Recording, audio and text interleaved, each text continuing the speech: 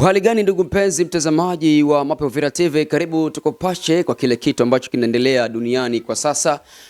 Pale ambapo leo tutaenda kuangazia vita ambavyo vinaikumba nchi ya Irani, ambapo Israeli na Marekani wameweza kushambulia siku ya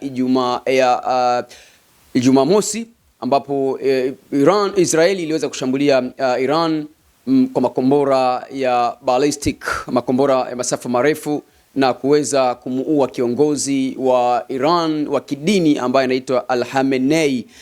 Sasa siku ya leo ni tunaangazia kuhusiana na nini, kutana na habari ambayo ipo kwenye top, ikizungumzia kuhusiana na kombora ama vifaa ambavyo drone ambazo Iran iliweza kuonyesha. Na acha nikusomea habari tu hapa uone jinsi mambo yanavyoendelea. Irani imechapisha mitandaoni picha na video zinazoonyesha maghala silaha yaliyo chini ya ardhi yakiwa yamejaa kwa wingi ndege zisizo na rubani, droni na roketi za kivita zilizopangwa kwa safu ndefu. Video hiyo iliyotolewa na Fars News Agency ambayo ina uhusiano wa karibu na Islamic Revolution RGC inaonyesha idadi kubwa ya drones aina ya Shahid zikiwa zimepangwa kwa mistari mirefu ndani ya handaki hizo. Katika sehemu moja ya video kuna bango kubwa lililobandikiwa kutani hadi kufikia upande wa juu likiwa na picha ya kiongozi mkuu wa Iran ambaye kwa jina anaitwa Al-Khamenei. Aidha bendera na huku pembeni zikiwa bendera zikiambatana zikiwa pembeni zikiwa zimebandikwa juu.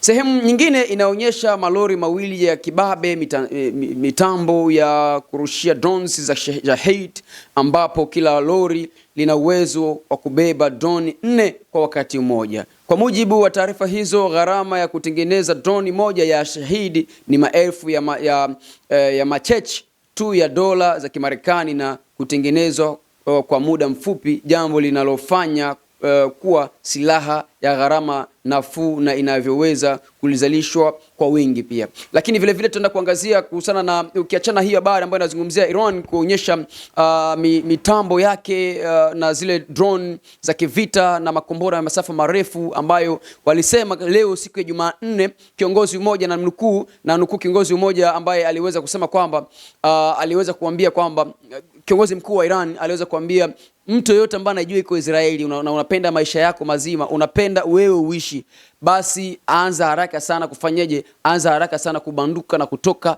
Israeli pale, kwa sababu kinachokuja usianze kulaumu kwa nini umekufa. Kwingineko, rais wa Marekani Donald Trump ameweza kumlaumu, na sio kulaumu tu, kuwekea vikwazo nchi ya Hispania Madrid, kusema kwamba tayari wamekataa Marekani isitumie zile military base au base militaire ambazo Marekani ingeitumia za nchi ya Hispania, ambapo waziri mkuu ministre wa mambo ya kivita aliweza kukataa kabisa, kusema kwamba Marekani haikuweza kumuingiza katika masuala hayo, na ndo maana kabisa wameweza kukataa, kusema kwamba sisi hatuwezi kuingia katika masuala ya kivita kwa sababu sisi tukujumuishwa na hatupendi hayo masuala yaje kwetu sisi. Na kwingineko, Uingereza nao vile vile Marekani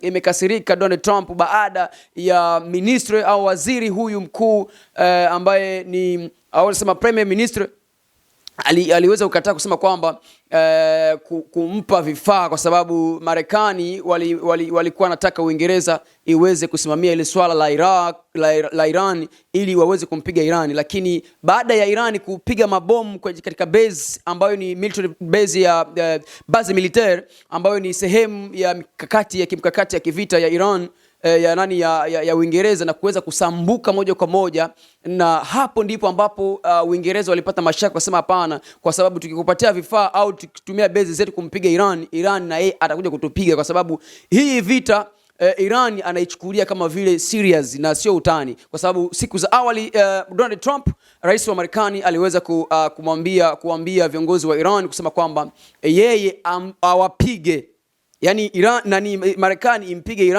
Iran isimrudishie, wafanye kama vile mchezo wa kitoto. Sasa kitu ambacho alikijibu Iran, ilimwambia rais wa Marekani kwamba sisi hatufanyi mchezo,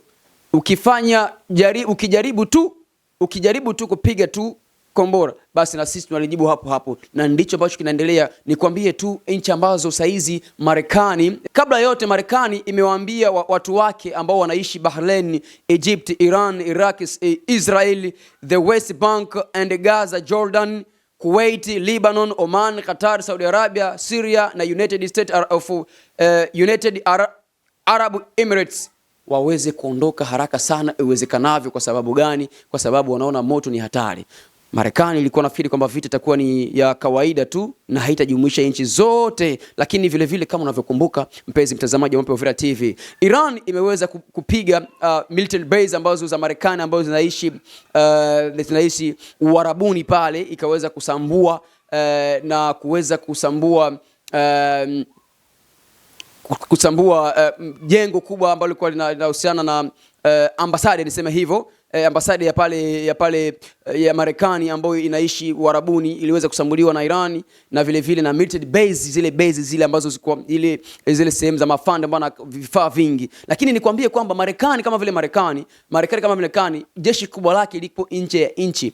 Ndio maana limewekeza nchi kama vile Qatar, Iran na Iraq, Israel na sehemu zingine kama vile Bahrain na Qatar na nchi kama vile UAE, yani zile Umoja wa Falme za Kiarabu. Sasa ambacho alichokifanya Irani ni kuanza kubomoa na kupiga zile sehemu zote ambazo Marekani inahifadhi zile military bases ambazo zinakuwa ziko pale, yani zile mabazi military ambazo zinaishi katika zile nchi za Waarabu. Ndicho ambacho Irani aliweza kupiga, kwa sababu akasema kwamba ili Marekani akupige hata kutokea mwake, lakini anatokea huku ndio anaenda kukupiga wewe. Kwa hiyo mpenzi mtazamaji wa Mapya Uvira TV, na nikwambie tu hatujamaliza, endelea kufuatilia Mapya Uvira TV kwa taarifa moto na tuangalie namna gani vipi. Usikose kusubscribe au kujiabone kupitia channel yetu ya Mapya Uvira TV, na mimi mtangazaji Kusadiki Isa naendelea kupatia habari moto. Nyuma ya kamera ni Excella Kashindi. Asante sana.